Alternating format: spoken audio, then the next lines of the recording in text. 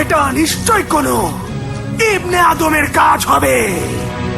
আমি আমার শক্তি দিয়ে, আমার ভেতরে লুকানো আগুন দিয়ে পাথরগুলোকে হিরেতে রূপান্তরিত করেছিলাম, কিন্তু আমার এই মেহনতকে কোন ইবনে আদম চুরি করে নিচ্ছে। আমি তো ওকে ছাড়বো না, আমি কাউকে ছাড়বো না।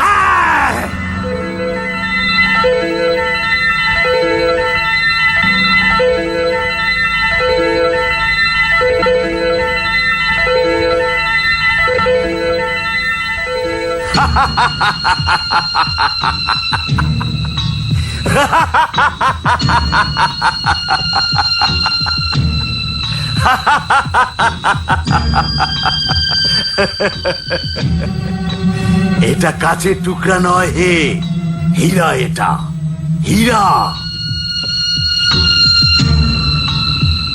তুমি তো হীরের ব্যাপারে কিছুই জানো না দেখছি।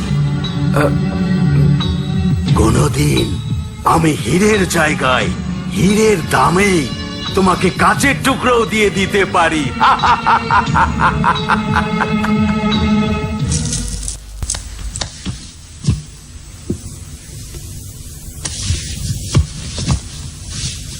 গরিবের দুঃখ মিটিয়ে দে, ফকিরের ঝুলিতে কিছু দে। গরিবের দুঃখ মিটিয়ে দে, ফকিরের ঝুলিতে কিছু দে। গরিবের দুঃখ মিটিয়ে দে, ফকিরের ঝুলিতে কিছু দে। কেউ কি আছে? আছে কোন দাতা যে এই দরবেশের কথা শুনবে? আছে কেউ যে এই গরিবের সাথে ইনসাফ করবে? খোদা তার গুনাহ মাফ করবেন। হে আল্লাহ, এ কেমন দুর্ভাগ্য আর অসহায়ত্ব আমার। আজ আমার যদি কিছু থাকতো তাহলে নিশ্চয়ই দরবেশকে কিছু দিতাম। খোদা কেমন জগৎ বানিয়েছে যেখানে মানুষ খাবারের জন্য কাঁদে। এই দরবেশটা আমার কাছে খাবার চাচ্ছে, কে দেয় একে? দেবার মতো আছে কি এই বাড়িতে? এই বাড়িতে উপরওয়ালার আশীর্বাদ আছে। নিশ্চয়ই তোর মনে দরবেশের জন্য দয়া হয়েছে। তুমি কিছু চেয়ে লজ্জা দিও না দরবেশ, আমি তোমার প্রশ্নের জবাব কি করে দেবো? অকৃতজ্ঞতার কথা বলিস না মেয়ে। আল্লাহর রহমত এই বা কম কি? তোর মাথার উপর ছাদ তো আছে, এটাই খোদার রহমত। হতাশ হবি না, পরীক্ষার সময় এটা কেটে যাবে। তুমি আসলে চাচ্ছটা কি? দরবেশদের কোন রকম চাহিদা, কোন তলব, কোন আকাঙ্ক্ষা থাকে না। পেটের আগুন শুধু একটু খাবার চায়। 2 দিন খাইনি কিছু। হে আল্লাহ, যদি আমাদের কাছে কিছু থাকতো আমি নিশ্চয়ই তোমাকে দিতাম। যদি আর কিছুই না থাকে তো কোনো বাসনপত্রই দিয়ে দে, যেটা বেঁচে দিয়ে আমি আমার পেটের আগুন নিভাতে পারি আর তোকে দোয়া করতে পারি। বাসন? আমাদের বাড়িতে তো হাতে গোনা কিছু বাসন আছে। তো সেখান থেকে একটা দে। দরবেশকে ফিরিয়ে দিস না, খোদা তোর ঘর নিয়ামতে ভরিয়ে দেবে, সব ইচ্ছা পূরণ করে দেবে।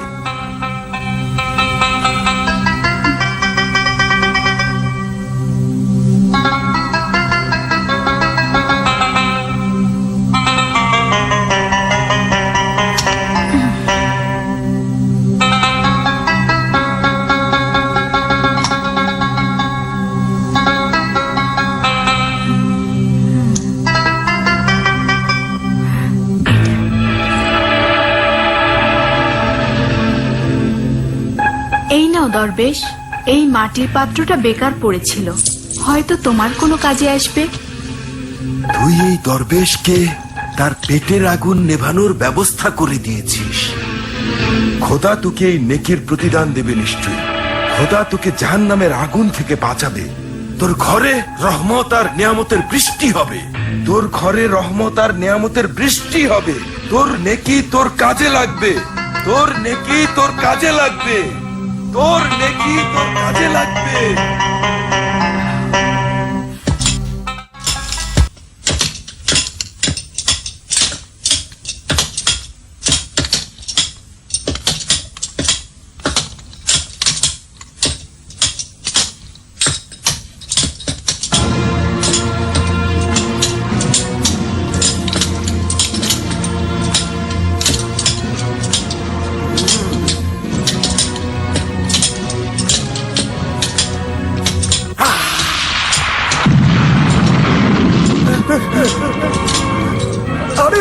তুলছি।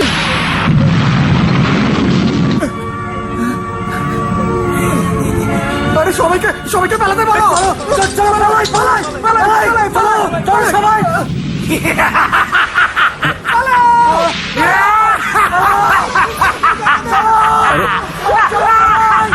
এটা কিসের আওয়াজ?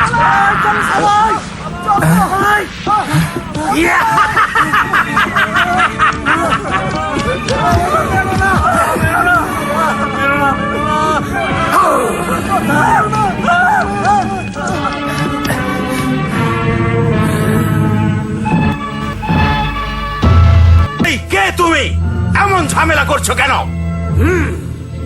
কেন কোহিনূরের উপর হামলে পড়ছো? যাচ্ছোটা কি তুমি? তোমাদের সবার বরবাদি আর মৃত্যু। আমি এই কোহিনূরকে কোহে অত্যাচারে বদলে দেব। কোহিনূরকে এমন ভাবে বদলাবো যেন সব ছাই হয়ে যায়। এখন এখানে মৃত্যুর মেলা বসবে, নির্জনতা বিরাজ করবে, ধ্বংসস্তূপে ধ্বংসস্তূপে সব ভরে যাবে। কিন্তু কেন এমন করতে চাচ্ছ? আমাদের কোন দোষের, কোন অপরাধের সাজা দিচ্ছ? কেন নিরাপরাধ মানুষ মেরে পাপের বোঝা বাড়াচ্ছ? আরে আমরা তোমার কি ক্ষতি করেছি? আমি হচ্ছি সেই আগুন, সেই বিশেষ আগুন যা এই পাহাড়ের বুকে যুগ যুগ ধরে লুকিয়ে থাকে। পাথরের নিষ্প্রাণ টুকরোগুলোকে সেই আগুন এমন নূরের জন্ম দিয়ে থাকে যার জন্য মানুষ এই পাথরকে হিরে জহরাত নামে ডাকে।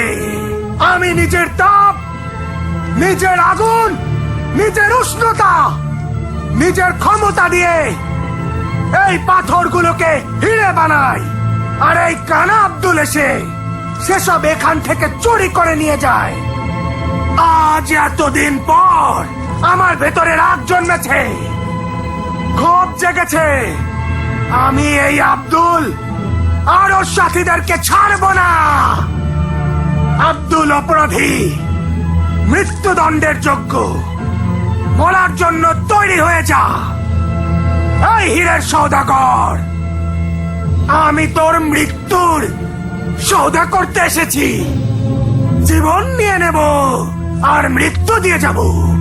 জীবন আর মৃত্যুর ফয়সালা করার তুই কে, বুদ্ধিহীন শয়তান?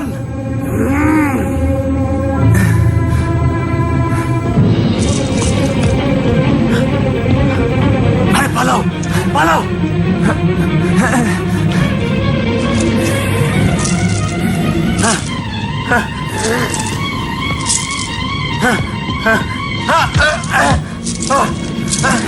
বাঁচাও আল্লাহ, বাঁচাও।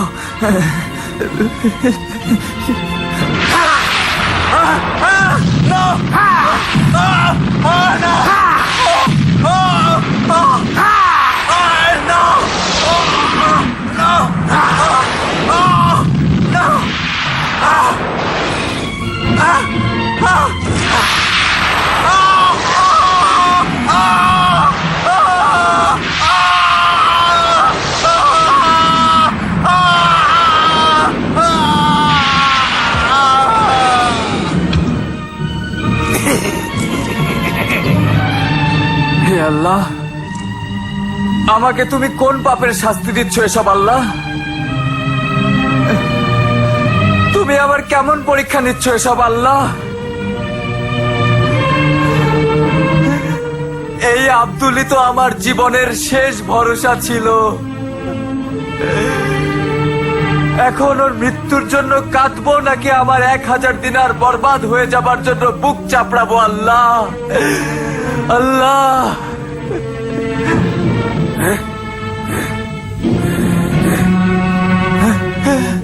উম্মে জামিল, উম্মে জামিল! কি হয়েছে আপনার? আবার নতুন কোনো বিপদ হলো নাকি? হ্যাঁ হ্যাঁ উম্মে জামিল, আজকে তো আমি একেবারে মৃত্যুর মুখ থেকেই ফিরে এসেছি। আল্লাহর রহম, কিন্তু হয়েছে কি সেটা তো বলবেন। ভাগ্য আবারও ধোঁকা দিল। আমি কাঁচা হিরে নিতে গিয়েছিলাম, কিন্তু ইবনে আতিস নামের হীরের জিন এসে পড়ল। সে হীরের সওদাগর কানা আব্দুল্লাহকে মেরে ফেলল। তারপর চারিদিকে ভাঙচুর শুরু করলো। ও তো আমাকে মেরে ফেলতে চাচ্ছিল। হায় আল্লাহ! আর আমি অনেক কষ্টে পালিয়ে বেঁচে এসেছি। হয়তো আমার আজকের নেকি কাজে এসেছে। আজ তুমি কি নেক কাজ করেছো?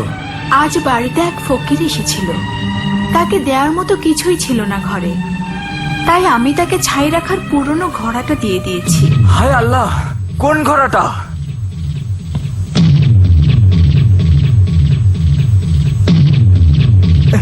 কি হয়েছে?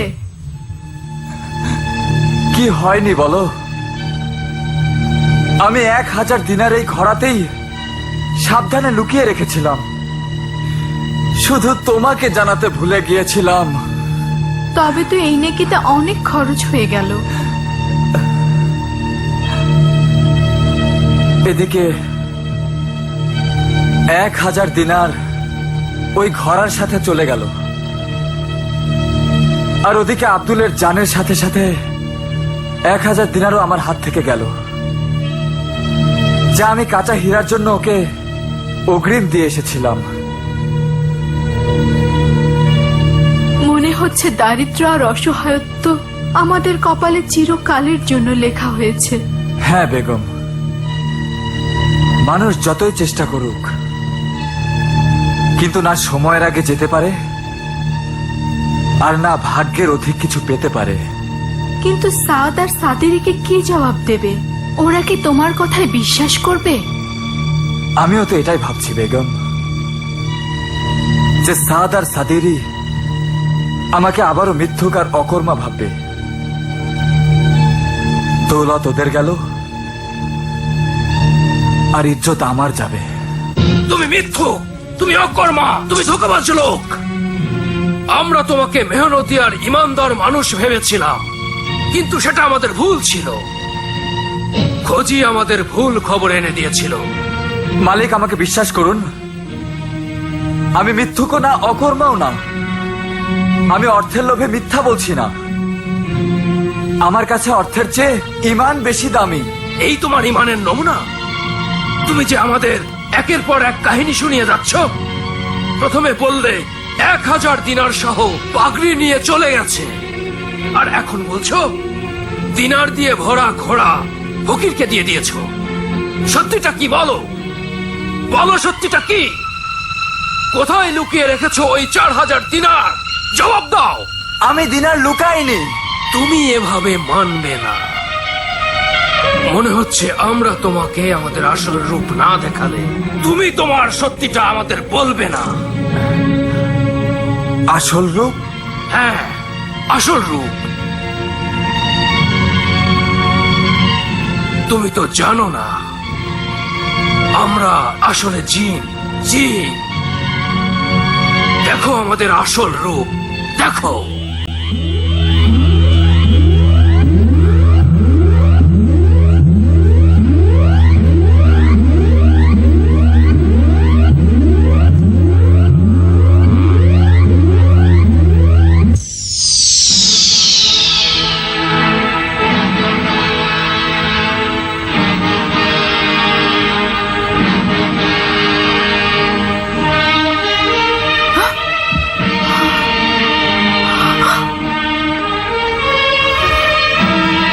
এখন বল সত্যিটা কি?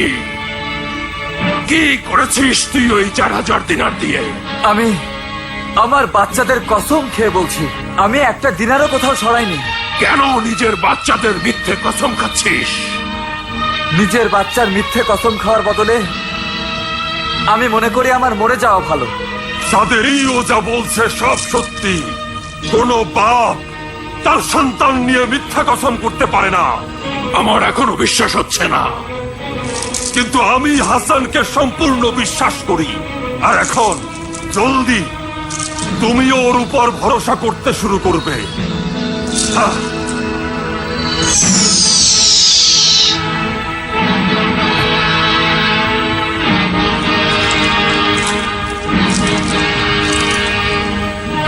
হাসান, এটা হচ্ছে তামার 1 পয়সা। এটা নাও।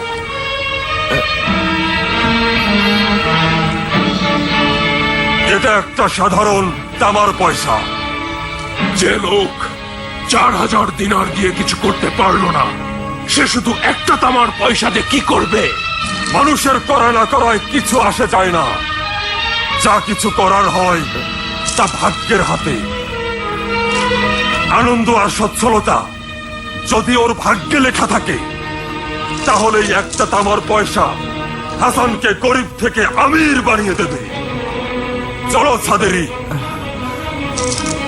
খোদা হাফিজ হাসান।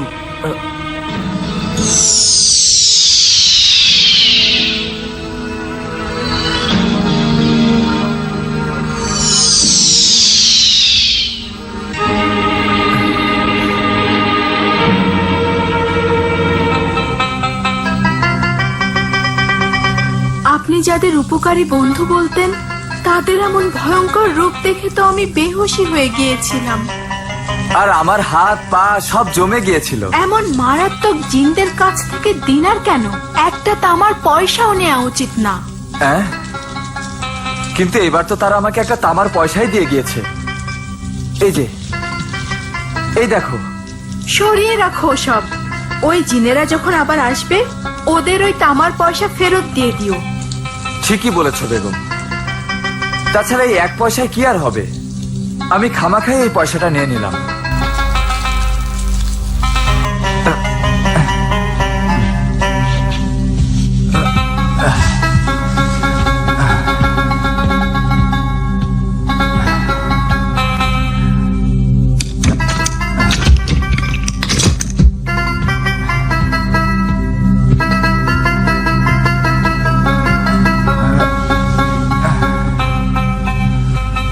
উম্মে জামিল, ও উম্মে জামিল,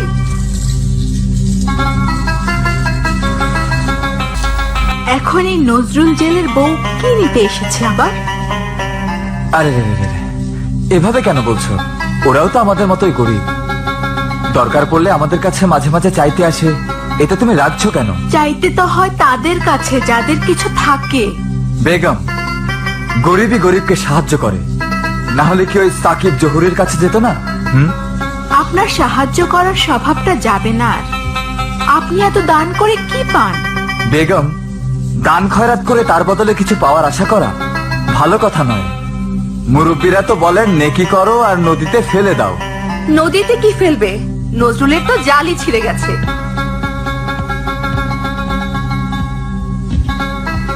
ভাই, তুমি তো খুব খারাপ সংবাদ দিলে। যদি জেলের জালই ছিঁড়ে যায় কখনো, বেচারা মাছ ধরতে যাবে কি করে? সেই জন্যই তো আপনার কাছে এলাম ভাইজান। উনি কি তোমাকে দড়ির জাল বানিয়ে দেবেন? উম্মে জামিল, বোন রাগ করো না। আজ আমি তোমার কাছে বেশি কিছু চাইতে আসিনি। শুধু যদি একটা পয়সা দিতে আমায়, তাহলে বাজার থেকে সুতো এনে নজরুল ওর জাল ঠিক করে ফেলবে। তুমি এক পয়সার কথা বলছো? আমাদের তো বিষ খাওয়ারও পয়সা নেই। আরে আছে তো, আমি এখনই আছি।